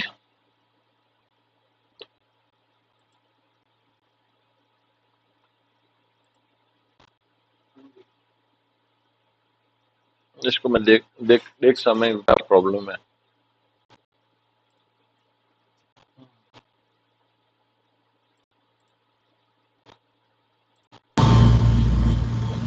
यस, तो इंटीग्रेशन मैनेजमेंट में हम क्या करते हैं कि प्रोजेक्ट को इंटीग्रेट, यानी जितनी भी एक्टिविटीज होती है प्रोजेक्ट के ऊपर हम उनको इंटीग्रेट कर रहे होते हैं। और इसके अलावा स्कोप मैनेजमेंट हम देखेंगे, डिटेल कैसे स्कोप को प्लान किया जाता है, मेंटेन कैसे किया जाता है और उसको कंट्रोल कैसे किया जाता है। इसके अलावा हमारे पास स्केड्यूल मैनेजमेंट होगी, ओवरऑल प्रोजेक्ट का स्केड्यूल कैसे बनाना है और कैसे हम उसको through out the course of the project life हम उसको कैसे कंट्रोल करते हैं। कास्ट बजटिंग, कैसे प्रोजेक्ट के बजट निकाला जाता है, कैसे कितना बजट होगा, किस प्रोजेक्ट का कितनी एक्टिविटी की बेस पर होगा, कैसे उसको कैलकुलेट किया जाता है, एस्टीमेट कैसे बनाया जाता है, तो हम कास्ट मैनेजमेंट में देखे हैं। क्वालिटी मैनेजमेंट में कैसे मेंटेन किया जाता है, क्यूए क्या होता है, क्यूसी क्या होते हैं, और इसी तरह से क्यूए को प्रोसेस कैसे किया जाता है और कंट्रोल क्वालिटी को कैसे हम मॉनिटर करते हैं, इस क्वालिटी मैनेजमेंट में देखेंगे। रिसोर्स मैनेजमेंट है, कंप्लीट रिसोर्सेज के बारे में, फिजिकल रिसोर्स भी और ह्यूमन रिसोर्स दोनों के बारे में, उसको कैसे मेंटेन किया जाता है, मॉनिटर कैसे किया जाता है और उसको हायर कैसे किया जाता है, तो इसमें हम देखते हैं। Communication management plan, communication management हम क्या करते हैं, कम्युनिकेशन किस किस्म की, कितनी किस्म की कम्युनिकेशन होती है प्रोजेक्ट के ऊपर, कितनी कम्प्लेक्स होती है, कैसे हम कर सकते हैं, वो प्रोजेक्ट कम्युनिकेशन मैनेजमेंट में हम स्टडी करेंगे। इसके अलावा रिस्क मैनेजमेंट है, कितने किस्म के रिस्क होंगे प्रोजेक्ट के ऊपर, उनको कैसे हैंडल करना है हमें, तो हम क्या करेंगे, रिस्क मैनेजमेंट में अंडरस्टैंड करेंगे। प्रोजेक्ट प्रोक्योरमेंट मैनेजमेंट, किस तरह की प्रोक्योरमेंट होती है, कितनी किस्म के प्रोक्योरमेंट होते हैं, कॉन्ट्रैक्ट कितने टाइप्स के होते हैं, किसी ऑर्गेनाइजेशन के साथ फिक्स कॉन्ट्रैक्ट करने हैं, कास्ट रीइंबर्सेबल करना है या कोई और किस्म की टाइप है प्रोजेक्ट की कॉन्ट्रैक्ट की, तो हम स्टडी करेंगे। बिडिंग कैसे होती है वो प्रोक्योरमेंट में देखेंगे। और जो रिसोर्स की हायरिंग होती है, जो रिसोर्स मैनेजमेंट में हमने स्टडी की होती है, तो वो उसको हायर को कैसे, हम किस बेस पर प्रोजेक्ट की सिलेक्शन भी करते हैं और किस बेस पर रिसोर्स की हायरिंग करते हैं, डिपेंड करेगा। स्टेक होल्डर मैनेजमेंट में हम जितने भी स्टेक होल्डर्स होते हैं उनको कैसे मैनेज किया जाता है, एंगेज किया जाता है और मॉनिटर किया जाता है थ्रू आउट दी प्रोजेक्ट। तो ये हम इस चीज में, ये 10 नॉलेज एरियाज हैं, इनको हम देखेंगे। इन नॉलेज एरियाज में डिफरेंट चैप्टर्स हैं, इन नॉलेज एरियाज में डिफरेंट चैप्टर्स हैं, यानी डेवलप प्रोजेक्ट चार्टर है, डेवलप प्रोजेक्ट मैनेजमेंट प्लान है, direct and manage project work है, मैनेज प्रोजेक्ट नॉलेज है, monitor and control project, perform integrated change control, close project. इसका scope के भी कुछ चैप्टर्स हैं जो हमने स्टडी करने हैं, इनको देख के परेशान होने की जरूरत नहीं है, सब कुछ ईजी है। ये प्लान स्कोप है, कलेक्ट रिक्वायरमेंट्स है, define scope, create WBS, validate scope, control scope. इनको मैं मजीद आसान कर देता हूँ, इनको छोड़ देता हूँ और आप लोगों के लिए मजीद आसान कर देता हूँ यहाँ पर। जैसे हमने मेंशन किया था पिछली स्लाइड्स में कि initiating, planning, execution, monitoring and control and closing, इनको हम 5 प्रोसेस ग्रुप्स में कन्वर्ट किया है और ये 10 नॉलेज एरियाज है हमारे पास। तो अगर हम इनको एक ही स्लाइड में मेंशन कर दें, प्रोसेस ग्रुप्स हमने यहाँ मेंशन कर दिए, initiating, planning, executing, monitoring and controlling and closing. तो इंटीग्रेशन में कुछ प्रोसेसेस होंगे जो हम कंप्लीट कर रहे हैं, यानी इनिशिएटिंग में इंटीग्रेशन का वन प्रोसेस है और टोटल इंटीग्रेशन के 7 प्रोसेसेस हैं, जबकि स्कोप के इनिशिएटिंग में कोई प्रोसेस नहीं है, प्लानिंग में 4 है और इसी तरह मॉनिटरिंग एंड कंट्रोलिंग में 2 है, तो टोटल 6 प्रोसेसेस हैं। तो इनको देख के भी परेशान होने की जरूरत नहीं है, ये बिल्कुल रिमेंबर करने की या रिमाइंड करने की जरूरत नहीं है, कोई प्रॉब्लम नहीं है, आपको बिल्कुल इनको बस गो थ्रू करना है और आपको नॉलेज होना चाहिए। स्केजुअल है, कास्ट है और रिसोर्स है, कम्युनिकेशन है, रिस्क, प्रोक्योरमेंट, स्टेक होल्डर। तो इसी तरह से हमारे पास स्टेक होल्डर्स में भी 1 प्रोसेस जो है वो इनिशिएटिंग में है। तो इसी तरह से टोटल जो है प्रोसेसेस हमारे पास 49 है। तो बिल्कुल इनको मेमोराइज करने की जरूरत नहीं है, बस आप गो थ्रू करेंगे, जो लेक्चर्स आप मेरे साथ लेंगे कंप्लीट करेंगे हम उनको। Level, exam point of view से जो डिफिकल्टी लेवल है उसमें हमारे पास सबसे जो डिफिकल्ट होता है monitoring and controlling, more difficult होता है एग्जीक्यूशन, उससे लेस डिफिकल्ट है, जबकि प्लानिंग उससे लेस है और इनिशिएटिंग है, फिर लास्ट में क्लोजिंग है जो लेस डिफिकल्ट है, इजी है जो। और नॉलेज एरियाज की बात करें, प्रोसेस है, प्रोक्योरमेंट मैनेजमेंट डिफिकल्ट है, रिस्क मैनेजमेंट डिफिकल्ट है, उसके अलावा quality management, integration management, schedule, cost, तो इनको भी देख के परेशान होने की जरूरत नहीं है, ये आपके अंडरस्टैंडिंग के लिए है सिर्फ, ताकि आपको पता चल सके। यहां तक कोई क्वेश्चन तो नेक्स्ट चलेंगे आप।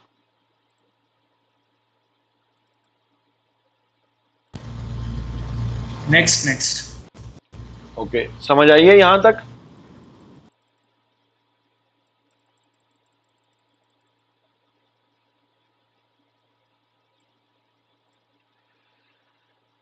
नेक्स्ट हमारे पास कुछ चार्टर्स से पहले कुछ टर्म्स हमने अंडरस्टैंड करनी है, जो प्रोजेक्ट सिलेक्शन मेथड्स है, how we will select the project. So project selection methods में हम कुछ टर्म्स यूज करेंगे और अप्रोचेज होंगी कुछ, जो कि हम बिजनेस वाइज हमने उनको प्रोजेक्ट को एनालाइज करने हैं। Why we will select A project, why we will not select B project? So we will understand here which project is better for our organization. So project selection methods को हम discuss करेंगे, जिसके अंदर कुछ terms हैं जो business terms हैं, हम सारों को हम नहीं देखेंगे, लेकिन हम उसमें से एक आधी टर्म को यूज करके जो हमारे पीएमपी से रिलेटेड है, बाकी एमबीए या दूसरे कोर्सेज में स्टडी करवाए जाते हैं। तो कंपैरेटिव अप्रोच है और दूसरी मैथमेटिकली अप्रोच है। तो इसमें हम हमारे पास जो कंपैरेटिव अप्रोच है वो इकोनॉमिकल मॉडल है, और scoring model, peer reviews, model board. Next हमारे पास मैथमेटिकली में dynamic programming, multi objective programming, integer programming और लीनियर प्रोग्रामिंग। हम यहाँ पर सिर्फ इकोनॉमिक मॉडल को स्टडी करने जा रहे हैं, जो कि हमारा पीएमपी के कोर्स में इंक्लूडेड है। ये बाकी आपकी सिर्फ अंडरस्टैंडिंग के लिए, अगर आप डीपली जाना चाहते हैं तो आप नेट से या कहीं से भी रिसोर्स से या आप देख सकते हैं कि किस किस्म का ये स्कोरिंग मॉडल क्या होता है, पीयर रिव्यू क्या है, वो आप कर सकते हैं। लेकिन पीएमपी के कोर्स में यही होगा। जो कि कंपैरेटिव अप्रोच है, उसके अंदर इकोनॉमिक मॉडल में हम कुछ टर्म्स अंडरस्टैंड करेंगे और हम देखेंगे प्रोजेक्ट की सिलेक्शन में कितना रोल है उनका। जैसे internal rate of return IRR और payback period, benefit cost analysis और present value, net present value, return on investment. इन चीजों को हम डिस्कस करते हैं कि ये क्या चीजें हैं। इंटरनल रेट ऑफ रिटर्न क्या है? सबसे पहले हम अगर हम इंटरनल रेट ऑफ रिटर्न देखें तो हम एक कॉन्सेप्ट लेते हैं कि हमने एक बैंक में अकाउंट ओपन किया है। तो बैंक अकाउंट ओपनिंग जो होगी, डेफिनेट आप बैंक में अकाउंट ओपन करते हैं तो हम आप चाहते हैं कि कुछ डिपॉजिट किया है आपने और वो आपको बेस्ट प्रॉफिट दे। तो आप क्या करते हैं कि रिटर्न जो रेट होगा वो आप देखते हैं कि कितना रेट हमें मंथली, क्वार्टरली, ईयरली दे रहा है बैंक, तो आप उसको रियलाइज करेंगे। तो आप देखेंगे कौन सा जो रिटर्न जो रेट है वो बेटर है। अगर आपके पास बैंक ए है और दूसरा बैंक बी है, आपने दोनों में डिपॉजिट किया है और आप देख रहे हैं कि बैंक ए मोर डिपॉजिट जो रिटर्न रेट है वो मुझे ज्यादा दे रहा है, जबकि बैंक बी जो है वो कम दे रहा है, तो आप क्या करेंगे? आप बैंक ए में जो है वो डिपॉजिट करेंगे ताकि जो रिटर्न आपको ज्यादा दे रहा है। इसी सेम कॉन्सेप्ट है कि इंटरनल रेट रिटर्न जो रेट होगा, जो रिटर्न रेट ऑफ रिटर्न है, वो ऑर्गेनाइजेशन देखती है किसका ज्यादा है। एग्जाम्पल के तौर पर क्वेश्चन एग्जाम में आ जाता है कि an organization has the two project from which is to choose. Project A with a IRR 21 or percentage and project B with an IRR 15%. Which one is the better option? So here it's very easy. We'll choose the bigger value or larger value. So project A we will choose here. This is the strategy to choose if you are looking IRR. If they are asking, your organization sponsor is asking that we need to look up the IRR only, then you will, and you need to select the project. Definitely, will see the which project has the more IRR. Next is payback period. The term refers to the length of time it takes for the organization to recover its investment in the project before it start accumulating profit. For example भी हम देखेंगे, लेकिन यहाँ देखिए कि investment जो return आएगी कितने टाइम में आ रही है। वहां हमने देखा कि परसेंटेज क्या मिल रही है और यहाँ टाइम नहीं है, टाइम इंक्लूड नहीं है, IRR में टाइम इंक्लूड नहीं है। यहां पर टाइम इन्वॉल्व हो गया है कि लेंथ ऑफ टाइम कितनी है उस प्रोजेक्ट की, कितने टाइम में वो रिटर्न हमें सेम दे रहा है। लेट्स से आपने एक प्रोजेक्ट, यहाँ पर एग्जांपल भी दी गई है, उसको हम देखते हैं, जैसे एग्जाम क्वेश्चन आ सकता है, there are 2 projects from which is to choose, project A with payback period of a 6 month and project B with a payback period of 18 months. Which one which one should the organization select? Definitely we'll see the project payback period. The payback period of the project A has a 6 month while B has a 18. Then we will select only project A because it has a 6 month only. Your investment will return to you within the 6 months. You will not wait for 18 months. So you will select A project rather than the 18 month, because you will get your money back within the 6 months and you can take another project, better opportunity. Even though that the 18-month project has a bigger benefit and organization, but you will select, if you are going to select as per payback period and your organization is asking to look up the payback period only, then you will select accordingly. Next is benefit cost analysis. यहाँ पर हम देखते हैं cast versus benefit को calculate करते हैं कि अगर हम प्रोजेक्ट हमारे पास है और हमने उनको सिलेक्ट करना है तो कौन सा होगा, तो हम देखेंगे कास्ट वर्सेस बेनिफिट कितने हैं। कास्ट हमने कितनी दी इन्वेस्ट की, यानी प्रोजेक्ट के ऊपर कास्ट कितनी इन्वेस्ट हमने की, और हमारे पास बेनिफिट कितना आ रहा है, तो उसको हम रेशो निकाल लेते हैं उसकी।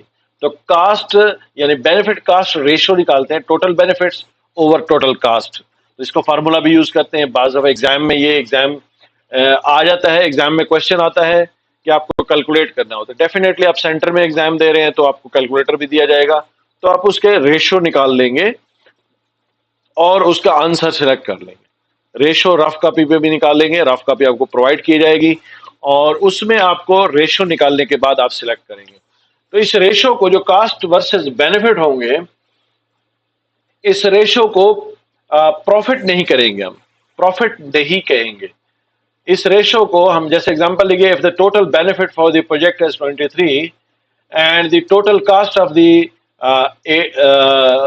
cost is 18, then the benefit cost ratio is 1 to 1.28.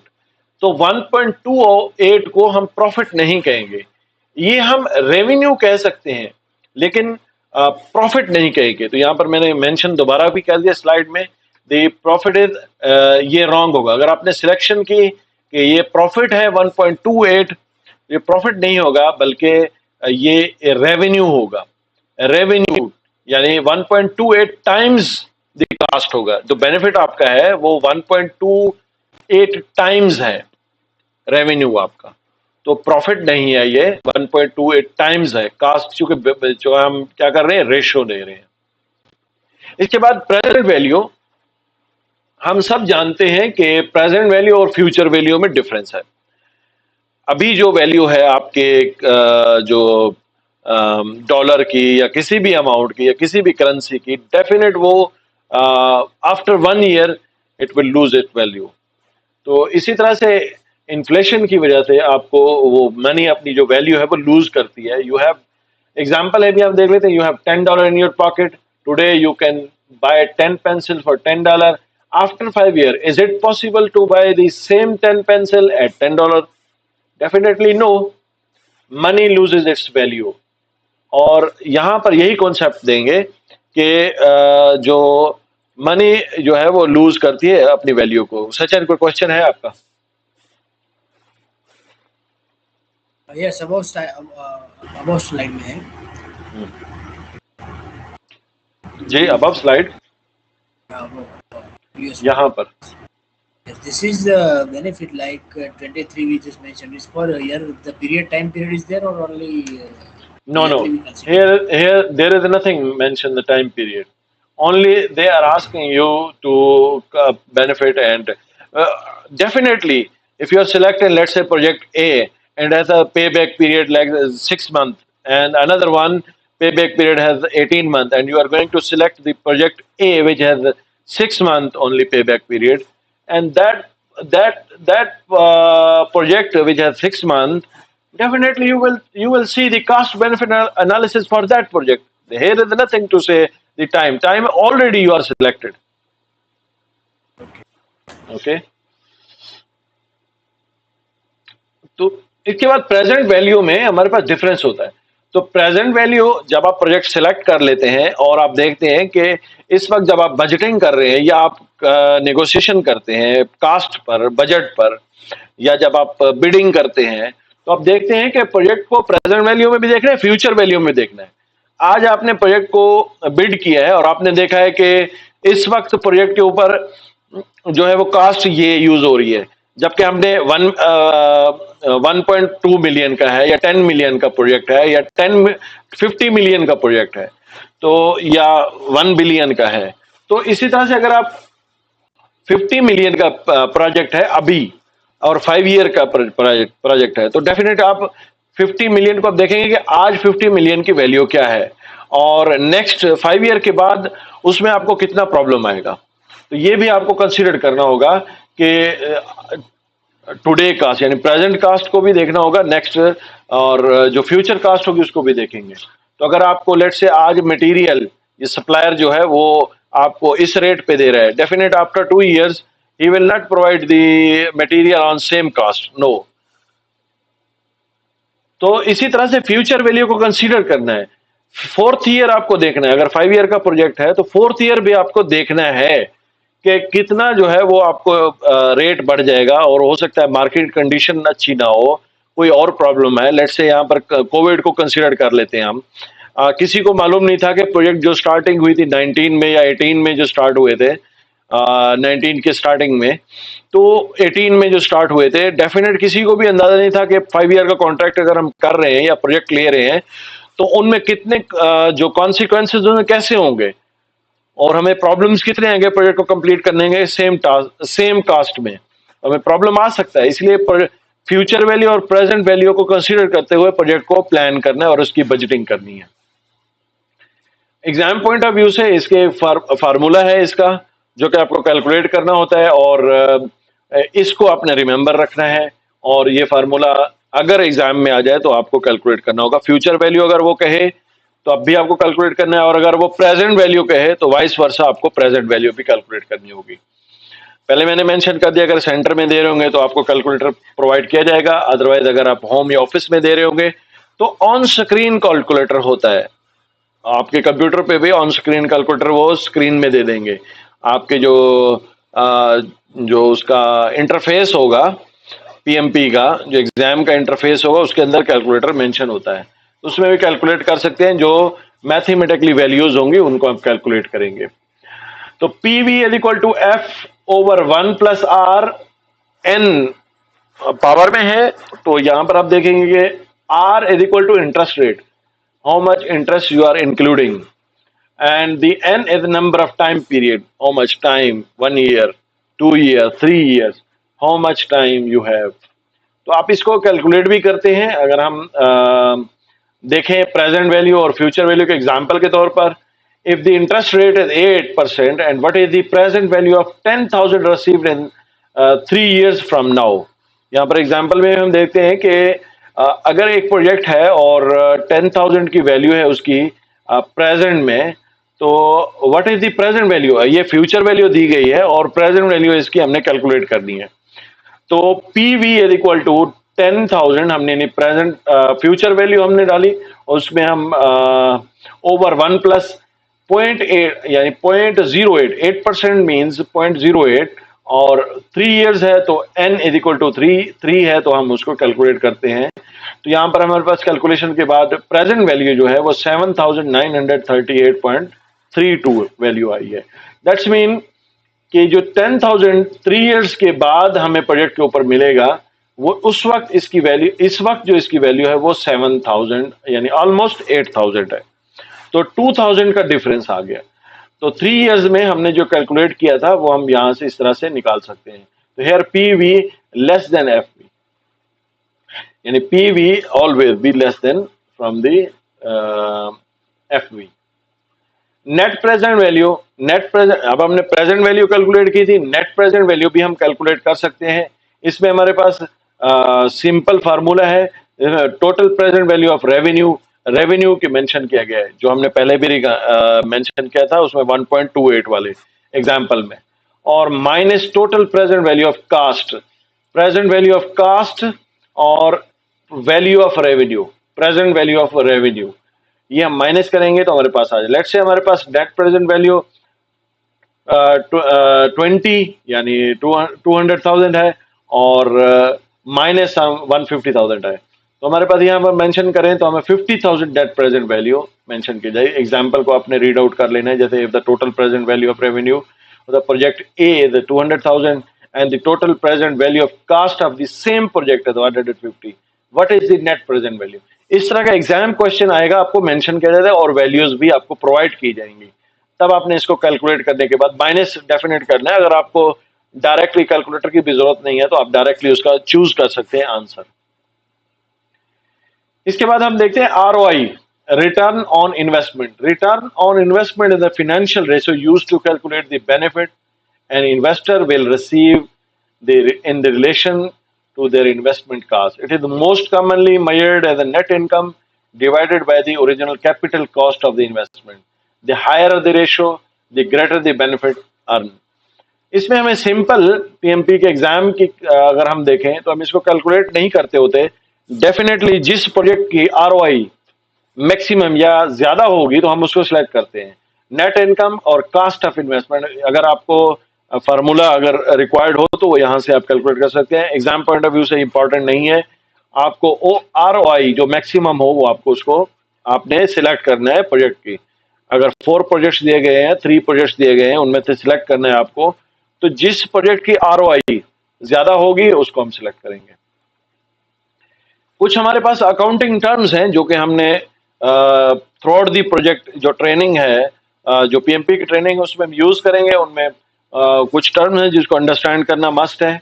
Let's say यहाँ पर अपॉर्चुनिटी कास्ट है, cost of the project which is not selected. जो प्रोजेक्ट की कास्ट आपने सिलेक्ट नहीं की, लेट्स से A और B 2 प्रोजेक्ट्स हैं और A प्रोजेक्ट आपने सिलेक्ट किया है, जबकि दूसरे प्रोजेक्ट की जो कास्ट होगी वो आपकी अपॉर्चुनिटी कास्ट होगी। एग्जाम्पल में हमें consider there are 2 projects, project A and project B. Project A has a net present value of 80,000 and project B has net present value of 50,000. If you choose project A, what will the opportunity cost be? So यहाँ पर आप देख रहे हैं कि 2 projects में से हमें NPV दिया गया, नेट प्रेजेंट वैल्यू है, मेंशन की गई है। तो नेट प्रेजेंट वैल्यू जो है, अगर एग्जाम में 2 प्रोजेक्ट्स की दी गई है तो अगर सिर्फ प्रेजेंट वैल्यू मेंशन की गई होती, दोनों की प्रेजेंट वैल्यू मेंशन की गई होती। यहां पर नेट प्रेजेंट वैल्यू मेंशन की है तो दोनों प्रोजेक्ट्स की नेट प्रेजेंट वैल्यू देगा, और अगर कोई और मेंशन की गई है वैल्यू, फ्यूचर वैल्यू मेंशन की गई है तो फ्यूचर वैल्यू होगी। तो जो भी वैल्यू मेंशन की जाए एग्जाम्पल में या एग्जाम में, या आप कह दें कि एग्जाम के क्वेश्चन में, तो दोनों में से जो प्रोजेक्ट आपने सिलेक्ट नहीं करना वो दूसरे उसी प्रोजेक्ट की जो कास्ट होगी वो अपॉर्चुनिटी कास्ट होगी। लेट्स से यहां पर हमने प्रोजेक्ट ए को सिलेक्ट किया है जो कि 80,000 है, तो हमारे पास जो 50,000 प्राइस है प्रोजेक्ट बी की, या बजट है या उसकी कास्ट है या नेट प्रेजेंट वैल्यू है, तो वो हमारे पास अपॉर्चुनिटी कास्ट होगी। 80,000 को हमने सिलेक्ट किया, जो 50,000 है जिसको सिलेक्ट नहीं किया वो हमारे पास अपॉर्चुनिटी कास्ट होगी। दूसरी जो टर्म है वो है कास्ट यानी sunk cost, cost that can not be recovered. जो कास्ट आपने प्रोजेक्ट पे ली और प्रोजेक्ट टर्मिनेट हो गया, तो जो एक्चुअल कास्ट उस वक्त तक आपने जो स्पेंड की होगी वो कास्ट आपकी संक कास्ट कहलाएगी, जो रिकवर्ड आपको नहीं कर सकते प्रोजेक्ट के ऊपर। Example, you will decide whether or not to continue the project A up to no actual cost, that is money we have spent is 100,000, therefore the sunk cost is 100,000। यहाँ पर mention किया गया है कि 1,000 का 100,000 जो कास्ट है, actual cost until now, up to now हमने स्पेंड की हुई है प्रोजेक्ट पर, तो वो जो कास्ट होगी वो संक कास्ट कहलाएगी। अभी वो रिकवर नहीं कर सकते क्योंकि आपने कास्ट यूज कर ली है, या जो है वो स्पेंड हो गई है आपकी कास्ट। ओके इसके बाद economic value added, profit provided by the project to the organization. जो डायरेक्ट प्रोजेक्ट की जो प्रॉफिट होता है प्रोजेक्ट से ऑर्गेनाइजेशन को प्रोवाइड किया जाता है या ऑर्गेनाइजेशन उस प्रोजेक्ट से लेती है डायरेक्ट, तो उस प्रॉफिट को हम कहते हैं कि ये इकोनॉमिक वैल्यू एडेड है, ऑर्गेनाइजेशन के लिए इकोनॉमिक वैल्यू एडेड है। और एक और टर्म है जिसको हम लॉ ऑफ डिमिनिशिंग रिटर्न कहते हैं। ये वो ऐसा पॉइंट होता है डिमिनिशिंग रिटर्न जहां पर आप इंक्रीज भी करें किसी रिसोर्स को या किसी भी वैल्यू को, तो आपको वो रिटर्न नहीं मिलता। एग्जाम्पल मैं यहां पर इजी एग्जाम्पल ले रहा हूं, एग्जाम्पल नंबर 2 कि वन पेंटर जो कि 4 डेज में एक रूम को पेंट करता है, और अगर हमने 2 पेंटर उस पर लगा दिए सेम रूम में, तो 2 डेज में वो कंप्लीट कर देंगे rather than 4 days. One painter will complete in 4 days, while if we are supplying 2 painter, then 2 days that room will finish. But if you are going to apply a 4 painter, then you will not say that it will come in or it will complete in 1 day. No, because of complex communication and space problem. So यहाँ पर आपने man power या resource increase भी किया है, तो आपका जो रिटर्न है सेम नहीं आया। तो एक सर्टेन पॉइंट पर जब आप पहुंच जाते हैं तो आपके इंक्रीमेंट जो इंक्रीज करते हैं तो उसकी बेस पर आउटपुट इंक्रीज नहीं होती। इसको मजीद भी जब हम रिसोर्स मैनेजमेंट में जाएंगे या किसी कास्ट में स्केड्यूल में जाएंगे तब हम जरूर इसको यूज करेंगे लॉ ऑफ डिमिनिशिंग रिटर्न को। Working capital the amount of money that A company can spend for the investment, जो कि प्रोजेक्ट्स के लिए इन्वेस्ट कर सकती है कंपनी, वो वर्किंग कैपिटल कहलाता है। आपने मेंशन देखा होगा मोस्टली जो कंपनीज के या ऑर्गेनाइजेशनल के जो लेटर हेड पे मेंशन होता है वो कैपिटल मेंशन किया जाता है कि हमारे पास ये बजट है या ये कैपिटल है हमारे पास कंपनी के पास, और गवर्नमेंट से वो उसकी अथॉरिटी ली जाती है कि इतना कैपिटल आप शो करें तो आपको फलां कैटेगरी का लाइसेंस मिल जाएगा कंपनी को। तो यहाँ पर ये वही कैपिटल मेंशन किया जाता है कि लेटर हेड पर कि हमारे पास इतना कैपिटल है जो कि हम प्रोजेक्ट के ऊपर स्पेंड कर सकते हैं, और हमें अगर कोई लॉस हुआ तो हम रिकवर कर सकते हैं। तो गवर्नमेंट को बेसिकली या जो क्लाइंट होता है उसको अश्योरिटी देते हैं हम कि हम बिगर कैपिटल रखते हैं या बिगर कैपिटल है हमारे पास, ताकि हमें मोर प्रोजेक्ट्स मिल सके। दूसरी टर्म यहाँ पर इस स्लाइड में है डेप्रिसिएशन। डेप्रिसिएशन बेसिकली 2 टाइप्स की है, स्ट्रेट लाइन डेप्रिसिएशन और एक्सेलरेटेड डेप्रिसिएशन। डेप्रिसिएशन बेसिकली कमी को कहते हैं, जो कि वैल्यू को ओवर द टाइम जो है वो एसेट जो है वो वैल्यू आपका लूज करता है। तो उसको हम देखते हैं कि स्ट्रेट लाइन डेप्रिसिएशन क्या है। स्ट्रेट लाइन डेप्रिसिएशन वो वैल्यू या वो डेप्रिसिएशन है जो कि ग्रेजुअली नहीं बल्कि स्ट्रेट लाइन में डिक्रीज होती है। लेट्स से यहाँ पर एज्यूम कर लेते, you paid $600 for your computer 1 year ago. You try to sell it now and the sale price is $450. But you decided not to sell it now and to wait for the second year. At the end of the second year, the price can sell it to decrease 300. Therefore, the computer lose same value 150 each year. तो ये same value जो loose कर रहा है वो each year में, इसको हम कहते हैं स्ट्रेट लाइन डेप्रिसिएशन। अगर वो उसी सेम बेसिस पर पीरियड टाइम जो आपका गिवन टाइम होगा उस पर अगर वो लूज कर रहा है वैल्यू, तो डेप्रिसिएशन आपकी सेम वैल्यू लूजिंग पर हम उसको स्ट्रेट लाइन डेप्रिसिएशन कहते हैं। जबकि एक्सेलरेटेड में हम क्या देखते हैं कि वो वैल्यू सेम लूज नहीं करता, मोर भी कर सकता है लेस भी कर सकता है। जैसे कि यहाँ पर मेंशन किया, assume you paid $600 for your computer 1 year ago and you try to sell it now and the sale price is $450, but you decided not to sell it now and wait for the second year. At the end of second year, the price can sell it decrease to 100. Therefore, the computer loses more than the previous year. यहाँ पर हमारे पास देख रहे हैं कि 100 तक पहुंच गया वो, और कितना लूज किया, $500 ही लूज किया उसने। तो ये स्ट्रेट लाइन नहीं है जबकि एक्सेलरेटेड है। इस तरह की डेप्रिसिएशन को हम एक्सेलरेटेड कहते हैं। यहाँ पर आपके लिए ब्रेन डंप दिए गया है, जो कि अगर एग्जाम पॉइंट ऑफ व्यू से देखेंगे तो आपके लिए बहुत इजी हो जाएगा कि आप कोई भी एग्जाम में क्वेश्चन आ जाए और आपको वैल्यू सिलेक्ट करनी हो या प्रोजेक्ट सिलेक्ट करना हो और आपके पास टाइम कम है, तो आप इस बेस पर भी क्वेश्चन के आंसर दे सकते हैं। अगर नेट प्रेजेंट वैल्यू की बात की गई है, तो जो मैक्सिमम नेट प्रेजेंट वैल्यू होगी, ये बेस करती है टारगेट बेनिफिट मेजरमेंट्स पर। नेट प्रेजेंट वैल्यू, जो मैक्सिमम नेट प्रेजेंट वैल्यू होगी उसको सिलेक्ट करना है। प्रेजेंट वैल्यू को अगर मैक्सिमम है प्रेजेंट वैल्यू तो वो सिलेक्ट करनी है, और इकोनॉमिक वैल्यू रेट जो मैक्सिमम है यानी लार्जर वैल्यू है उसको सिलेक्ट करना है। और बेनिफिट कास्ट रेशियो डेसिमल में, तो ये भी अगर मैक्सिमम हो उसको हम सिलेक्ट करेंगे, उस प्रोजेक्ट को सिलेक्ट करेंगे। रिटर्न ऑन इन्वेस्टमेंट, जो रिटर्न ऑन इन्वेस्टमेंट मैक्सिमम होगी उस प्रोजेक्ट को सिलेक्ट करेंगे। और इंटरनल रेट ऑफ रिटर्न, जिस प्रोजेक्ट का मैक्सिमम होगा उसको हम सिलेक्ट करेंगे। और यहां पर दो किस्म के वैल्यूज हैं, जो पे बैक पीरियड है, लेस पे बैक पीरियड वाले प्रोजेक्ट को हम सिलेक्ट करेंगे।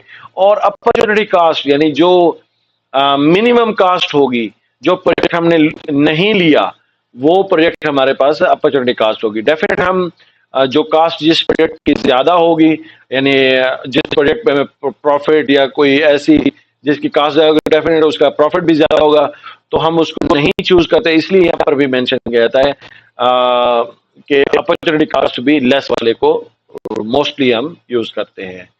यहां तक कोई क्वेश्चन है आपका?